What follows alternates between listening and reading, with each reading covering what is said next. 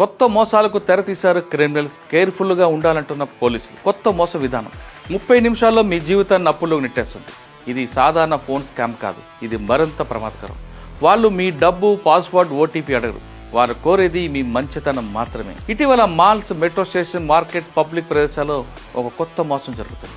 సాధారణంగా బాగా డ్రెస్ వేసుకున్న మిడిల్ ఏజ్ వాళ్ళు కానీ లేదా వృద్ధులు ఇలా అంటుంటారు, నా ఫోన్ ఎలా వాడాలో తెలీదు, పెన్షన్ చెక్ చేయాలి, తప్పుగా బటన్ నొక్కాను, ఒక్కసారి చూసి చెప్తారా అని నెమ్మదిగా మీతో మాటలు కలుపుతారు. మీరు సహాయం చేస్తారని ఆశించి ఫోన్ మీ చేతిలో ఇస్తారు. అసలు ప్రమాదం ఇక్కడ మొదలవుతుంది. ఆ ఫోన్ అప్పటికే వీడియో కాల్లో ఉంటుంది, లేదా ఫోన్ రికార్డింగ్ ఆన్లో ఉంటుంది, లేదా ఫేస్ రికగ్నిషన్ అనుమతులు ఇచ్చి ఉంటుంది. అంటే ఎవరో మిమ్మల్ని చూస్తుంటారో, మీరు మాత్రం సహాయం చేస్తున్నారని అనుకుంటారు. ఇది ఏఏ బయోమెట్రిక్ ఐడెంటిటీ స్కామ్. వారు దొంగలిచ్చేది మీ ఫోన్ పట్టుకుంటే ఫింగర్ ప్రింట్, మీరు మాట్లాడితే వాయిస్, మీరు స్క్రీన్ వైపు చూస్తే ఫేస్ డేటా. ఈ మూడు కలిస్తే మీ డిజిటల్ క్లోన్ తయారు చేయవచ్చు. తర్వాత ఏమవుతుంది, మీ పేరుతో online loans, credit finance, cash loans, face and voice verification ఆటోమేటిక్గా పాస్ అవుతుంది.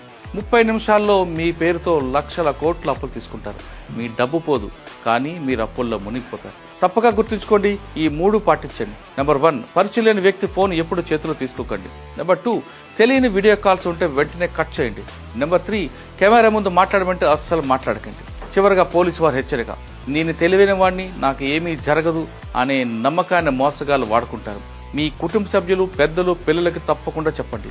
ఒకరికి చెప్పడం అంటే మరొకరిని కాపాడటం.